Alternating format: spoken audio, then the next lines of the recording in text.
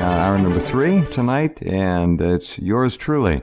We're going to do something this hour that I wanted to get Dane Wiggington to come on. Couldn't get Dane. We'll get him on anyway, but there's a video out. I've got it running, and it is so important that I said I'm just going to play that during hour 3 and stop it and comment on it. It's that bad. Talking about chemtrails, about geoengineering, about what's being done to the planet, and it is just horrible. But before I get to that, let me just tell you something about this Amelia Earhart Fred Noonan story. There was an effort, as many of you know, to claim that the photograph in the National Archives was a fake. In other words, it had been published 2 years before Earhart and Noonan vanished.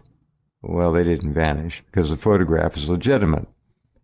That photograph was pictured in not a litho-printed book, a normally printed book, but a photo album. If you look at it, you can take it apart, put in new pages, take the pages out. It's a photo album. Very easy to make, easier yet to predate or backdate something in an effort to derail the whole program about the photo and what it shows. I'm not buying it for a second. I have very good sources who have certified that photograph, and these are people who are, let me just say they're intel, okay, and leave it at that. They say the photograph's real. It wasn't something from 2-3 years before. It was taken after whatever happened to bring them down happened. Now, that said, many of you know the photograph showing in the extreme right corner behind a tramp steamer, I don't know what else to call it, a barge. And on that barge appears to be a plane. It looks like it's got the tail down toward the viewer. You can see it. I've run close-ups of it. You've seen close-ups of it. It does look like a plane. It does not look like a Lockheed Electra. It appears to have a single tail, a vertical stabilizer, not a twin tail, and the twin vertical stabilizers on the Electra were short. This has a very tall tail. If it is a plane, it could be a Japanese plane. It could be what they call float planes, a seaplane, maybe just being pulled around and kept for standby use. I don't know. I do not believe that that is the Electra. Now, I got a tip. I'm working on a story, and I don't want to give it all away yet. I hope to have it posted tonight. We'll see. I got a tip. We'll talk more about this. That's not the Electra, but the Electra is there. And I think I found it. And I've got James working on enlargements. I'm trying to direct that as we speak, and I'll put that up. And it looks much more like an Electra, and it's right there. And I think this may be the real Electra. I think you're going to be amazed when you see it. And let me also point out that we do have a featured story box in the right column now where you can look at the pictures, the enlargements of Fred Noonan. No question, zero question, that's Fred Noonan. People don't have hairlines like that. He's Caucasian. It's him. So we have to at some point accept what we're seeing and not think everything is a digital fake, although I do think that the Japanese government would rather this story not come out, and that's why we had a debunking effort to say, oh, the photograph was really 2 years older and appears in a book that was printed. No, there's more to it than that, but I don't have time to get into it right now. I'm working on these pictures. I want to put them up tonight. You'll see them. They'll be right up at the top. I'm going to put them right where the CNN breakdown of employees is. Okay, so watch for that. Now, geoengineering. Call it chemtrails. Call it whatever you want. Call it destruction of the planet. Call it the beginning of an extinction event. And if you fold it into the Fukushima radiation, you've got all the reason in the world to think that the maniacs that are doing this, and I mean the maniacs that are doing nuclear power, and geoengineering. Don't care about this planet. They're nuts. And we're going to pay the price. We already are paying the price. Some scientists have said that the 6th major extinction event of animal life on the planet is already underway. And I ran that story yesterday. I wouldn't be surprised. Okay, now here's what I'm going to do. I've got this story up. Let me see if I can quickly find the title for you so you can look at it later if you don't want to listen now, but I think you ought to look and listen. It's primarily audio with a lot of pictures of chemtrails and geoengineering overlaid on top of it. All right, it's very important. See if I can find the darn thing here. No, not there, not there. Not there. All right, well, I'll find it and give you the proper name, but it's up there. Where was it? It was right in front of me a minute ago. All right, well, anyway, I'm going to play this. You're going to hear the voice of Dane Wiggington, who's been on the program many times before. Dane is the #1 spokesman out to try to make people aware of geoengineering and what is being done to the air that you rely on to sustain your lives and your health. It's bad news. So here we go. Click it and let's listen. And I'll stop it from time to time and maybe we'll talk a little bit about what Dane has said. Are the exact materials named in numerous geoengineering patents, as many as 150 patents. So at this point, the notion that these programs are not going on is simply denial. Skies like this, many have grown to think are natural, but they're anything but. And we've seen this for so long now, and it's been ramped up at such a steady pace that people have simply become used to skies like this. Anybody who thinks grid patterns like this are natural should recheck their reality. This is anything but natural. We seldom see blue skies anymore. Skies like this have all too often become the norm. Unfortunately, most people don't even look up. I think at times you could start the sky on fire, nobody would notice. It's exactly what geoengineering patents call for: solar obscuration, to block the sun with toxic metal particulates. And unfortunately, with geoengineers, they don't seem to take the consequences into account. The planet is like a giant physics lab for them, and they seem to not be able to look outside that bubble. This is halos around the sun. We see often as the atmosphere is filled with particulates. It's important to understand, just because you don't see trails from horizon to horizon does not mean you're not breathing particulates. We seldom see blue skies anymore. They're a silvery white color, especially in the mornings or the afternoons. If you look to the east or to the west and you block the sun with something, you can see the air is very silvery white. This is indicative of an atmosphere saturated with particulates. Now, Dane is 100% correct. I think many of you have looked up and seen the skies. They are silvery white. They're not blue anymore. Once in a while you get a blue sky, and what a beautiful sight that is. All right. These particulates create drought. This is a very known and not disputed effect of geoengineering. As you saturate the atmosphere with particulates, you diminish rain. People need to get this through their head. This is not about seeding to increase rain. This is about creating artificial clouds, which reduces rain. When you block the sun, you block evaporation. You block light photons, which diminishes the ability for the sun to knock molecules loose and create evaporation. So what we get is protracted drought in some areas and deluge in others. Exactly what we have in the continental U.S. right now. Putting the wrench on planet Earth. This is the epitome of human insanity. To think that they could alter and control these very complex natural systems is insanity of the first order. Weather as a force multiplier, a term I mentioned a minute ago, owning the weather in 2025. This is a stated U.S. military objective, to own the weather in 2025. And I do not mean to imply that the U.S. military is the only player in this game. We have China and Russia on the other end of the fence, and at this point it's a tug-of-war with the atmosphere, and the American public appears to be one of the victims in this equation. And it appears that there are other internal objectives against the American people to control food supplies, control water supplies, control water rights, so forth. Global warming and global dimming. Global dimming is something people should be familiar with as well. As of the latest reports, 22% of the sun's direct rays no longer reach the surface of the planet. Okay, did you hear that? 22% of the sun's rays no longer hit the surface of the planet.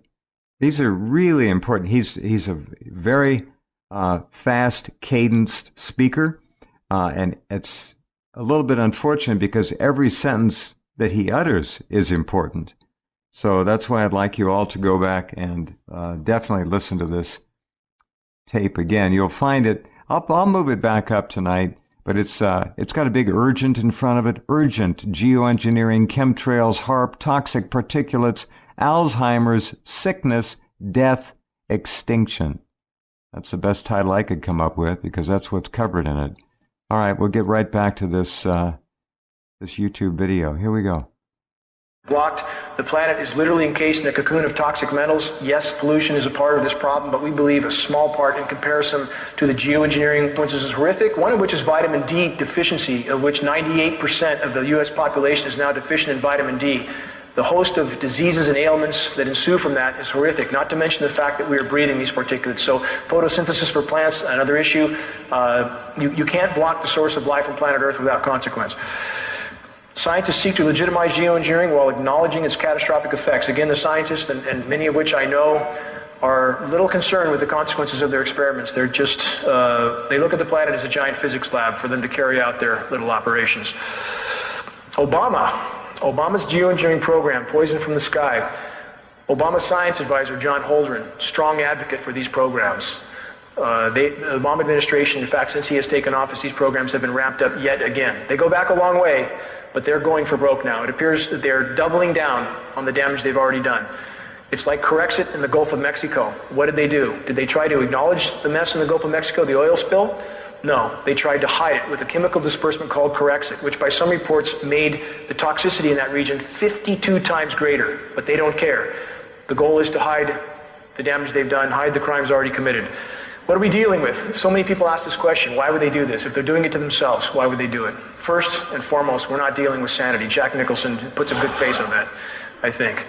And we can look back and see that anybody who would detonate 1,800 nuclear bombs on planet Earth, which contaminated all life forms on Earth, is not sane in any way, shape, or form.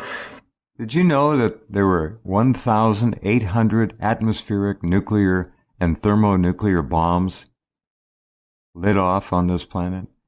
That's why in the upper reaches, in fact, most of the atmosphere, there are radioactive particulates, radionuclides, and then you add Fukushima to it. It's just crazy. Splitting the atom maybe was the beginning of the end. Time will tell. The definition of clinical insanity, and we are talking about 4% of the population, by the way, the psychopathic. They have no consciousness of the comprehension, or no comprehension as to the consequences of their actions, even to themselves. So that's something that must be considered. Has any such testing gone on that we know about? Absolutely. Every day there's more data coming out about not other governments alone, but our government testing on its own people, its own soldiers. And again, our military is full of very, very dedicated, honorable people, full of them. But there are scientists and there are some in power that use such dedicated and honorable people as pawns in this equation. People who use an excuse that, well, this can't be happening because they wouldn't do it to themselves, that excuse doesn't hold water. Weather warfare. This is going on right now. We appear to have China and Russia on one side of the fence, the NATO countries on the other. The atmosphere has become a battlefield, a very covert battlefield with all life on Earth at stake. Mechanics, airline executives, and doctors talk about Project Cloverleaf. Many ask, are there just military tankers in these programs, or is there commercial aircraft? In fact, with GPS tracking, commercial aircraft have been identified from the ground, leaving particulate trails and project... Meaning chemtrails. Yes, they are using commercial airliners to spread this stuff. Cloverleaf appears to be the outline for this. It makes sense. It's a way of artificially stimulating the economy, keeping non-profitable airlines in the air and flying. 1 in 3 seniors in the U.S. dies with Alzheimer's and or dementia. Doesn't mean dies from it, but dies with it. There's no question that all of us have had our neurological system affected. We're all breathing this stuff. It's inside all our systems. So these are staggering statistics, 1 in 3 with Alzheimer's and or dementia. Autism has increased 10,000% since 1975. 1 in 50 children now has autism, also related to aluminum. Synergistic effects of environmental and heavy metals. These metals are toxic in and of themselves. When you combine them, they become much more lethal. We've been given studies recently that indicate when mercury and aluminum are combined, toxicity increases as much as 10,000%. Bad equation. Let's add to the equation HAARP, High Frequency Active Auroral Research Program. This is a facility in Alaska. We believe there's 18 such facilities around the globe now. As the ionosphere is hit with these particles, as they ionize the whole atmosphere, make it more conductive, these signals can actually manipulate the jet stream. The data is quite clear on that. They cause... Okay, this goes back to what we were saying. Why are there no hurricanes coming into the Gulf of Mexico like there used to be? They're being steered up the East Coast, down toward Yucatan, Mexico. No question. 18 potential HAARP facilities now on the planet, pumping energy, electromagnetic energy, into the atmosphere, turning it into a conductive, controllable medium. It's not just air anymore. It's something that can be used as a tool, filled with all kinds of electromagnetic frequencies that will affect us individually, filled with chemicals, filled with anti-missile potential as well. So there's a lot going on out there. Up there, in fact. Bulge in the atmosphere by heating it to tremendous temperatures, and that manipulates the jet stream. We believe, in fact, we're seeing huge jet stream manipulation. It's part of the reason why California is frying right now. As our bodies become more conductive from these particulates and we're exposed to more and more of these signals, and especially the signal from HAARP, which we see, by the way, the signature clouds above our area a lot. HAARP helps build the high pressure up like we've had over us again and again and again. These particles dry the air out. If anybody wonders why there's no dew in the morning, you almost never see dew. We have single-digit humidity because these particles absorb and accrete all available moisture. They virtually suck it right out of the atmosphere and out of the foliage. These facilities, these ionosphere heaters, are a radical effect in the weather patterns we see happening of late.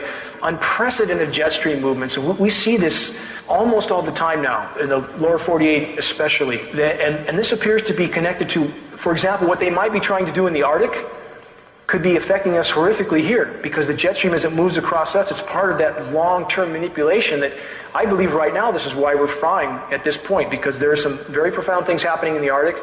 And we appear to be one of the regions that gets thrown under the bus for the manipulation of things they're trying to do to accomplish what they're trying to accomplish in the Arctic. So again, this is a very complex equation. And when you affect something upstream, it affects everything downstream.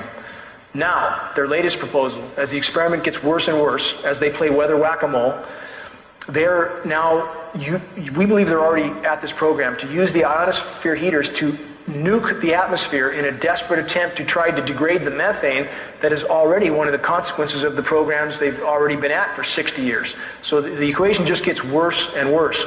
As they saturate the atmosphere with these particulates, it causes ozone damage. The science is extremely clear on that. Many have felt how hot the sun feels on their face. If you drive through parking lots in Costco, Walmart, or around Reading, you'll see the southwest sides of the trees literally burnt off. This is not natural. And this ozone hole is expanding. They're trying desperately to hide it.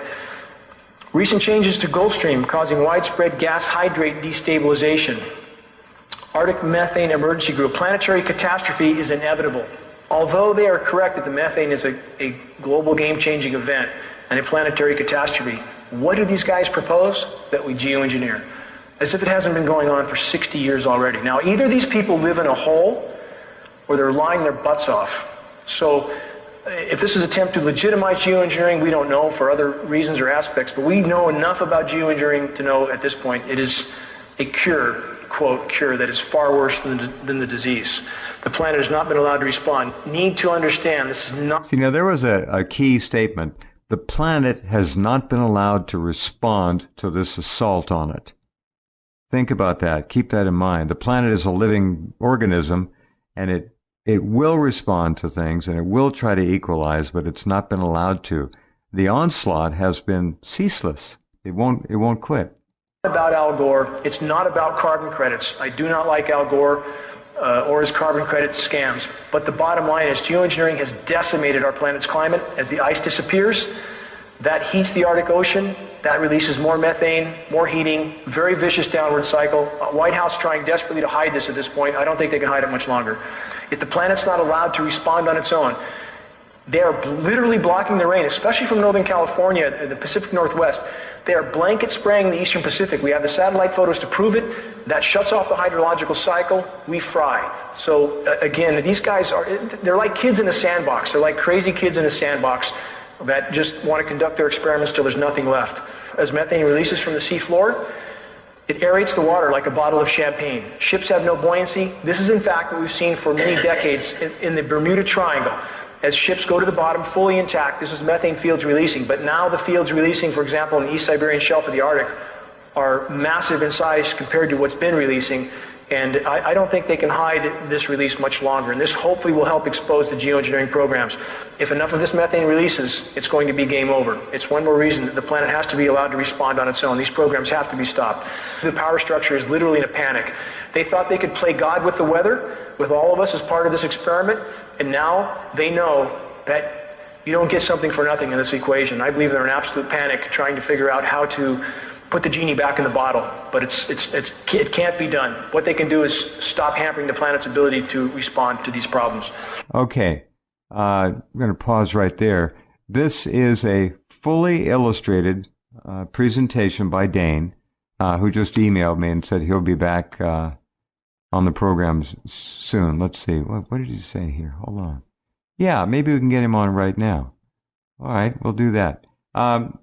Todd, I'm going to send you the number for Dane. Give him a call and let's bring him on, and we'll let him kind of walk through this with us. It's his presentation, and it's really brilliant. So let me send that to you, and we'll get him on.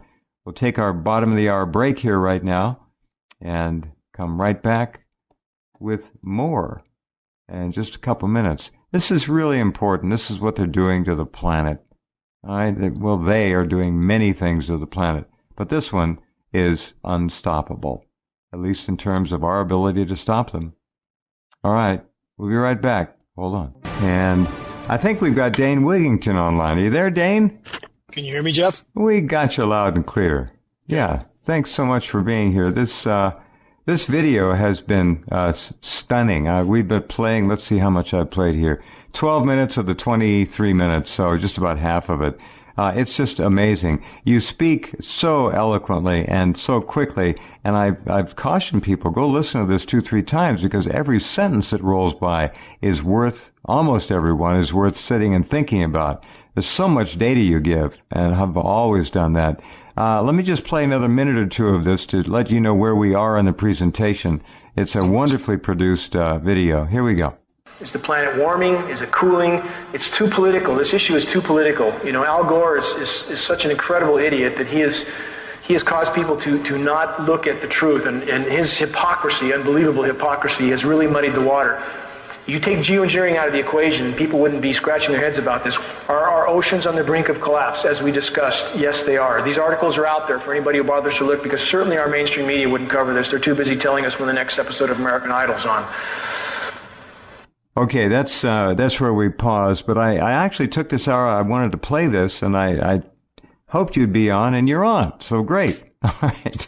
Thank you, Jeff. I'm immensely grateful that you continue to help us expose this issue and the gravity of which people need to understand immediately. The amount of information in this 23-minute video is overwhelming, and it's all true. It's all documented. There's no the sky is falling crap. This is the real deal. And I ran a story yesterday, maybe approaching, a lot of people think it's for sure, the 6th major extinction of animal life on the planet. If it happens, we will have done it. And I suspect that as a hominid species, we have arisen in the 4 billion plus years this planet has been around, only to do ourselves in multiple times. I think it's happened over and over again. We just aren't able to take care of our home. In regard statistically, mathematically, to the 6th mass extinction, it is well underway. And finally, after I myself, based on the frontline data and a few others, have been trying to sound that alarm for well over a decade, finally this last week we had a number of mainstream sources that can't hide this fact any longer. Here's the headline: Earth's 6th mass extinction event underway. Not coming, not could happen, underway. And statistically, we are well into that curve. When we consider that in the last 40 years, we've lost 60% of Earth's wildlife populations, while the human population has doubled. The rate of species loss is accelerating radically, as you know, Jeff. Ocean die-off is cataclysmic already at this point. terrestrial species die-off is close behind, we are in a completely nonlinear equation. It's accelerating by the day. Our reality will not be the same much longer. No, absolutely correct. I did run that story, and it's that bad and worse. I just don't understand how, without control and access of a significant portion of the mainstream media, we're going to be able to reach out to people. We have to keep, you have been beyond heroic, literally, in risking your life doing this. And we live fairly close to each other, and we have the same basic understanding of what's happening to our forests, to our trees. And you were the first person I ever mentioned the fact, too, that when I go outside now, through my shirt, it stings my skin on many days. That's not normal. When we were kids, we used to be able to go out and lay in the sun and just suck it up like a sponge. Just loved it. Now it stings. It sears you. That's not right. And to put mathematical equation onto that as well, Jeff, the former NASA engineer that's working directly with GeoEngineeringWatch.org, his latest measurements of UV, UVA, UVB, and UVC are beyond startling. As I've stated before, he's in a panic at this point, mathematically, statistically. If the equation doesn't become more nonlinear than it is already, we're looking at less than 8 years until total ozone layer collapse. Already, we're into lethal realms of radiation. And what I want to stress to listeners, yes, what we face is beyond dire, but what can we do? And sitting down on the bench and doing nothing is not an option.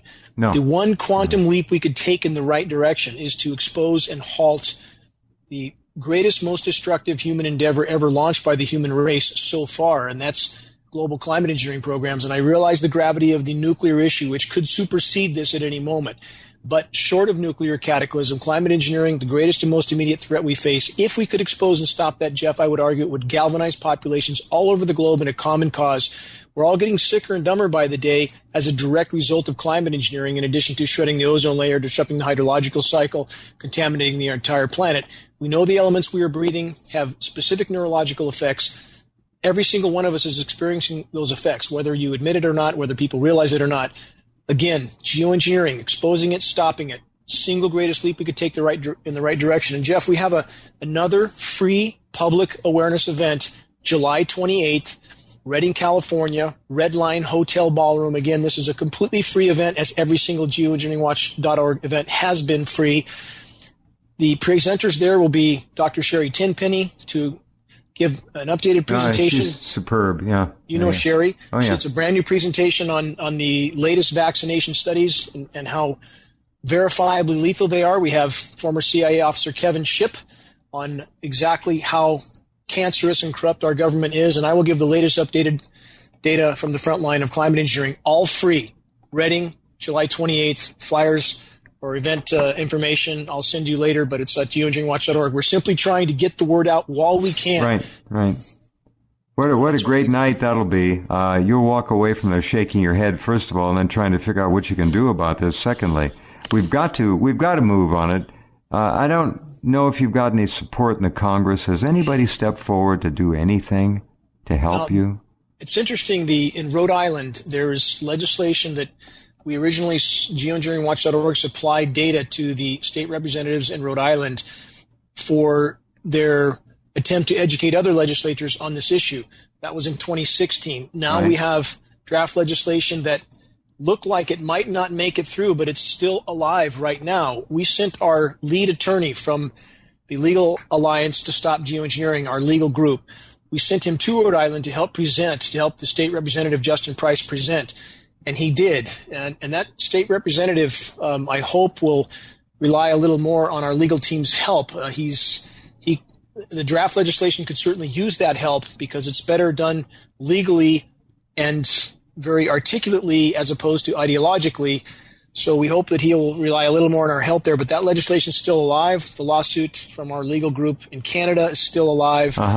And we are maneuvering to file in the U.S. still, Jeff, but consider the entire system has been set up over the course of decades to try to prevent what we're trying to do. Absolutely.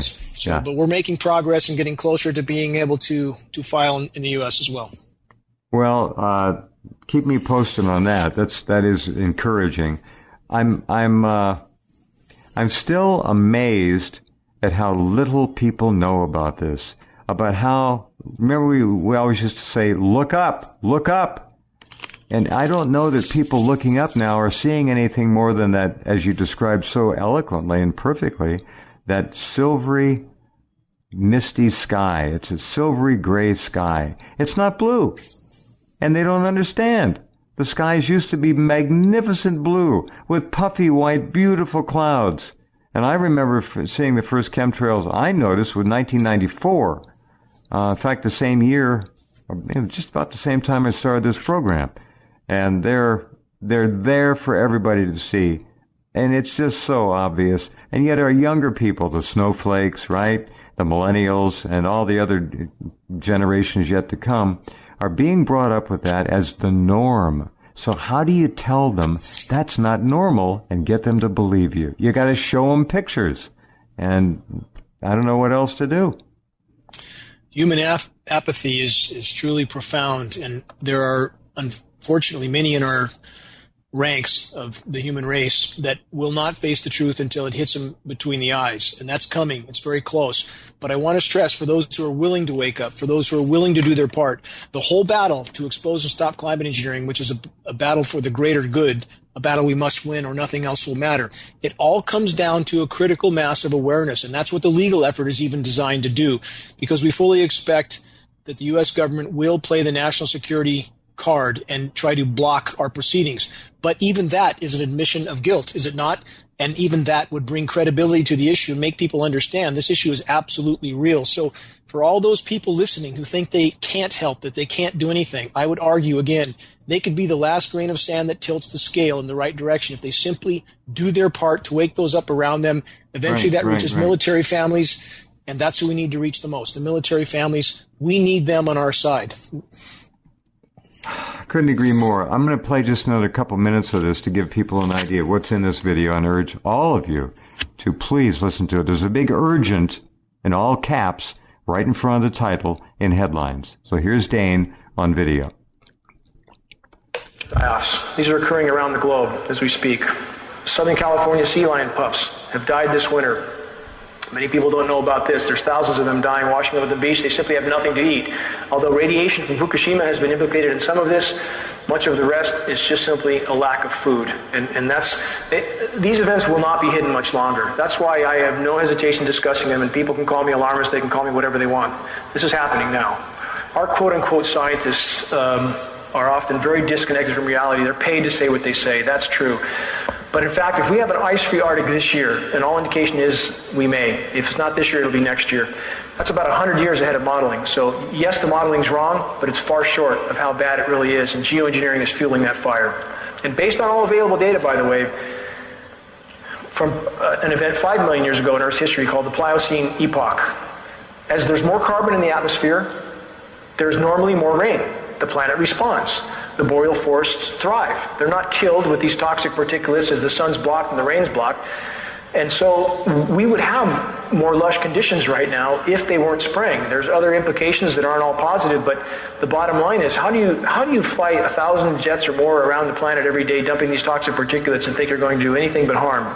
Geoengineering can and does create very significant short-term cooling events. It absolutely can and does. By the time you divert the jet stream, pump cold air south, artificially chemically ice nucleate, which is like throwing ice cubes into your swamp cooler, that's how you go from 100 degrees to snow in one day, as we saw in Amarillo, Texas. It can create these short-term cooling events, which are very confusing to people. How does it snow in June? Or they see these things on the news with the Weather Channel hypes up. But okay, let me stop right there. Let's talk about the Weather Channel, AccuWeather, and the other professional weather outlets. Are they helping? Are they doing anything about this? Are they giving any time to your work and the work of others? Their job is to keep the lid on task is to cover the tracks for the climate engineers. They are paid liars, absolutely paid liars. Let's look at who owns these agencies, Jeff. In the case of the Weather Channel, Bain Capital, Blackstone. In the case of there you go. Yes, yeah. You have Climate Central, Rothschilds. You have Climate Corp. Monsanto owns them.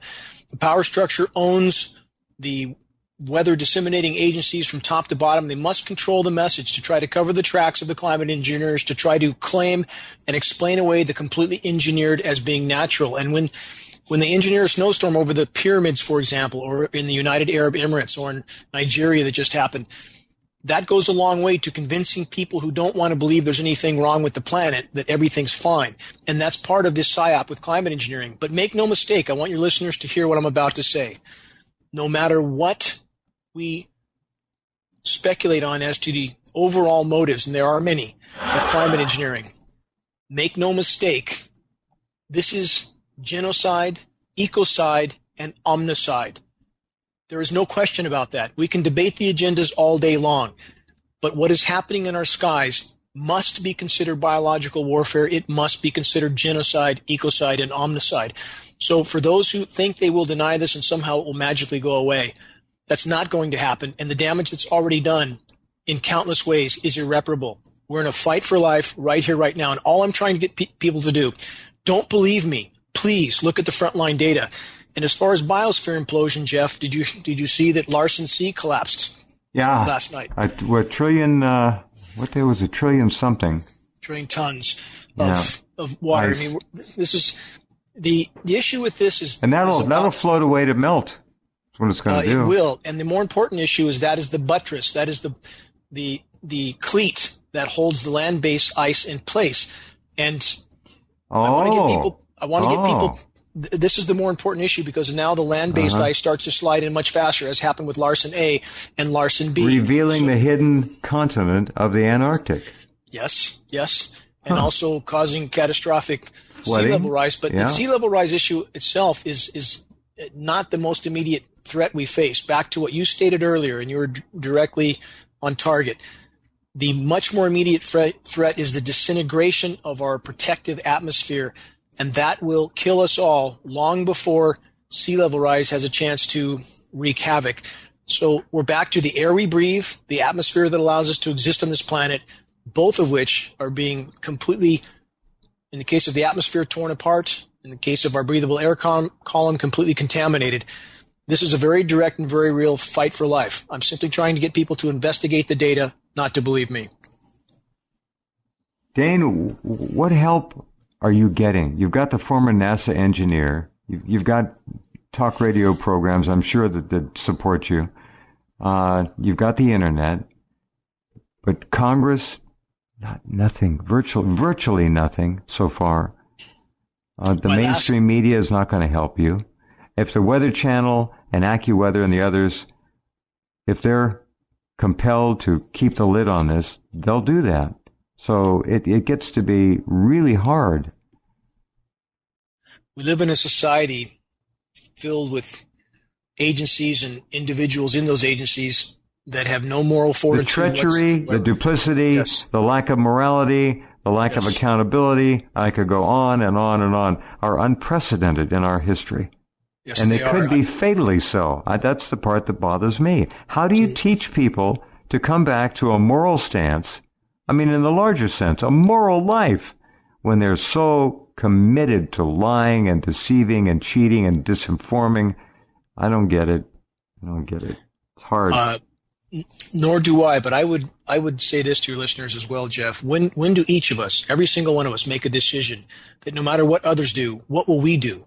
What will we see in the mirror when we look at our own reflection? That's right. Someone who tried to be a part of the cure, or someone who willingly became a part of the disease. And no matter what happens, we have to answer for what we do ourselves. So at this point, at this late hour, and the hour is late, our reality will not be the same much longer. That is a statistical certainty. Mm-hmm. There's no question about that. So what will we do in the time we have? What can we still do to make a difference in the equation? We're right back to climate engineering. And climate engineering, let's tie that into nuclear, Jeff, for your listeners. If they destroy the protective layers of the atmosphere and we get a large CME, coronal mass ejection, I know you know this already. I know you're very familiar with this. Go ahead. Yeah. For your listeners. And geoengineering has destroyed our atmosphere. Now we're going to have grids shut down all over the globe. Oh, pop. Exactly. Boom, boom, boom, gone. Nuclear plants that can't cool themselves, now we have 100 Fukushimas or 200. So we're right back to so many roads leading to climate engineering and the decimation it's causing. And again, in the most direct sense, every breath we take is tainted. Is that not a fight for life? We need everyone to pick up this torch, help us carry it. You can download from geoengineeringwatch.org for free. You can download informational flyers that will make it much easier to introduce the issue. We try to provide tools there for people. We have a 20-page color glossy booklet now that's extremely hard-hitting. They can download that for free also. So the bottom line is arm yourself with credible data, pass it on, help us to spread the fires of awareness until this issue cannot be hidden. And at that moment, at the moment when this issue can't be hidden, I would argue there'll be a paradigm shift. Our troubles aren't over, but we'll have taken a quantum leap in the right direction. We need to reach that intersection before the power structure is ready. Wow. Just thinking about that, a CME with no protection. Exactly. Just fry everything. Exactly. Gone. I don't know. I'm here for the long haul, as you know. I wish to hell somebody in Congress would stand up and start to at least speak about this. Let him introduce a bill. All right, it doesn't get out of committee. It doesn't have any sponsors. At least an intelligent bill has been introduced into the Congress. That's, I think, what we need that to happen. That will only happen if we have enough of the population willing to pick up this torch and help us carry it. Because we had a Northern California Congressman Doug LaMalfa, and his staff used to call me at home on the weekends because they were so incredibly concerned about this issue. When they got the call from up the ladder to leave this issue alone, and they did it a complete about face because they don't have the courage to stand their ground. So this is the system we're up against. It's up to us at the grassroots level to raise awareness to the point where the criminal media and our criminal system of government, criminal agencies, and the criminal people who, whether actively or passively within them, are helping to fuel this insanity. We need to raise public awareness to the point where we can hold them accountable and force this issue to the light of day. Your former NASA guy that's working with you, what's his latest? What's his projection on this? Well, again, the UV readings we're getting right now, in the case of UVB. You told me they were over 50% at some point. UVB, over 50%, which is 10 times. Let's put this in statistics that are a little more shocking, though. Yeah. It's over 50% of the total incoming UV, yes. But that's 10 times more than it should be. That's 1,000% higher than it should be. And we're getting significant UVC on the surface. UVC is the last band of UV radiation before X-ray. I think that's clear enough to people how lethal that is. This is DNA altering levels of UV radiation. UVC is species ending. There's your extinction. Now, we should normally have around 5 to 6, 7% at the most UVB, right? Correct. And we're getting 10 times that. Correct. That's why your skin stings when you go outside, ladies and gentlemen. Correct. It's and right now, Jeff, our trees here in Northern California, black oaks and other species, the leaves are frying right on the tree. Started in May of this year. They had no sooner leafed out than the leaves began to fry. And they're falling on the ground just like it was fall. I'm having some tree issues as well up here. Dane and I live about an hour and a half apart, something like that. It's a sad situation. And the silvery, what'd you call it? Silvery what? Silvery gray? Silvery white skies. Silvery white. Especially in the mornings and the evenings toward the horizons, especially prevalent. Yeah. All right, Dane, I want to have you back here in a month or so. Maybe you bring somebody else on with you. Give us a date again in Redding, California for the presentation. Friday evening, July 28th, Red Line Hotel in Redding, completely free event, free materials. Doesn't get any better than that. Thank you, my friend. Great to talk to you. We'll do this again soon. Thank you for your voice, Jeff. Okay, Dane. Good night. Dane Wiggington, and please look at that video. It's got a big urgent right in front of it. Crucial. Okay. Wednesday, that means tomorrow is Thursday. And we'll see you in 21 hours. You in 21 hours. You in 21 hours. You in 21 hours. You in 21 hours. You in 21 hours. You in 21 hours. You in 21 hours. You in 21 hours. You in 21